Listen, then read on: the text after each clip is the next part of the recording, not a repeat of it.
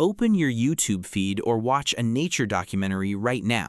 You will see something that feels like a beautiful, effortless biological miracle. A newborn giraffe drops 6 feet from its mother's womb, hits the dusty ground, shakes its head, and stands up within a single hour. A baby wildebeest can run fast enough to escape a hungry cheetah just 5 minutes after entering the cold world. A sea turtle hatches from the sand and immediately races toward the ocean, completely self-sufficient from its very first breath. But then, look at a human baby. It cannot walk, it cannot crawl, it cannot sit up, it cannot even hold its own oversized head up without someone supporting it. If you leave a human baby alone in the quiet wilderness for just one day, it is a definitive death sentence.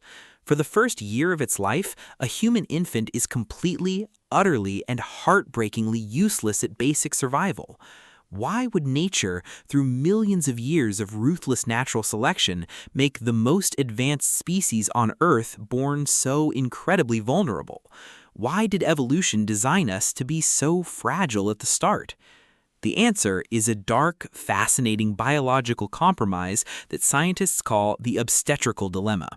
To truly understand this compromise, we have to travel back roughly 4 million years ago to the hot African savanna. Our earliest ancestors made a radical physical choice that changed the course of history. They stood up on 2 legs. Bipedalism, the act of walking upright, was an absolute masterstroke of a survival strategy. It freed up our hands to craft complex tools, pick nutritious fruits, and carry our vulnerable children across long distances. It allowed us to see over the tall grasses of the savanna to spot approaching predators from far away. But walking upright required a radical structural redesign of the entire primate skeleton. To support the massive weight of a standing, vertical body, our pelvises had to become narrower, thicker, and much more compact.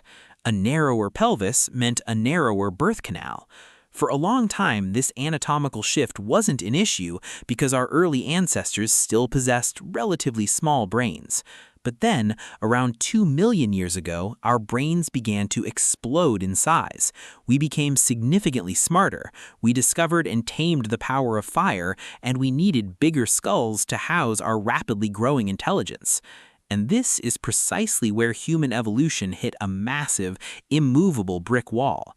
Women now possessed a much narrower birth canal due to walking upright, but babies now developed giant, massive heads due to their growing intelligence.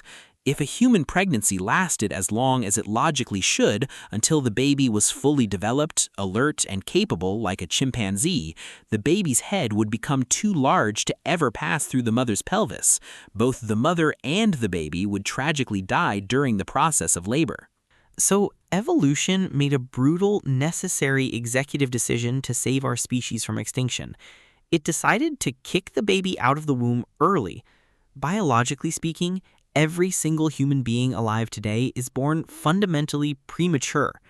If we wanted human babies to be born at the exact same developmental stage as a newborn chimpanzee, a human pregnancy would actually have to last anywhere from 18 to 21 months. But a woman's biological frame simply cannot handle that massive energetic burden. A fascinating scientific study showed that by the 9th month of pregnancy, a mother's metabolic rate hits a hard, dangerous ceiling. Her body simply cannot produce enough raw energy to sustain both her own survival and the aggressively growing brain of the fetus inside her. So the baby must leave the safe sanctuary of the womb while its brain is still only a mere 25% of its full adult size. In stark contrast, a chimpanzee baby is born with a brain that is essentially an unwritten, incomplete work in progress. This means that the first year of a human baby's life is not just typical infancy, it is practically an external pregnancy. Some evolutionary scientists call this critical period the 4th trimester. Because the complex human brain is finishing its primary growth outside the safety of the womb, it is highly sensitive to the surrounding environment.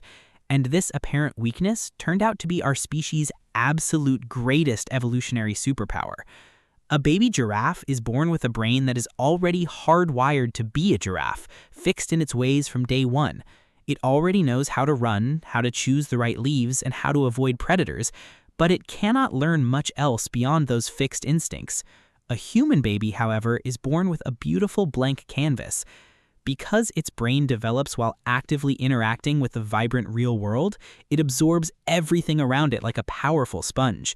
It easily learns the incredibly specific, complex language of its immediate tribe.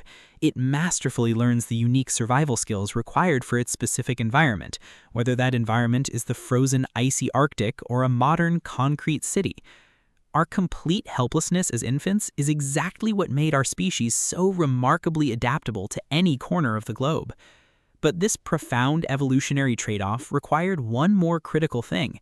We had to change how we lived as a collective group.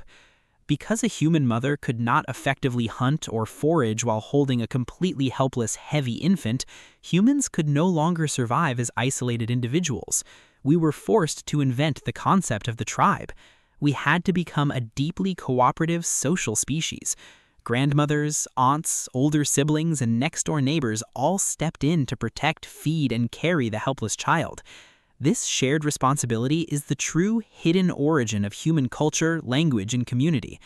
We didn't form large, complex societies because we simply liked each other's company. We formed societies because our babies were far too weak to survive without them. So the next time you see a tiny human baby crying, flailing, and unable to even lift its own fragile arms, don't view it as an evolutionary flaw or a mistake of nature.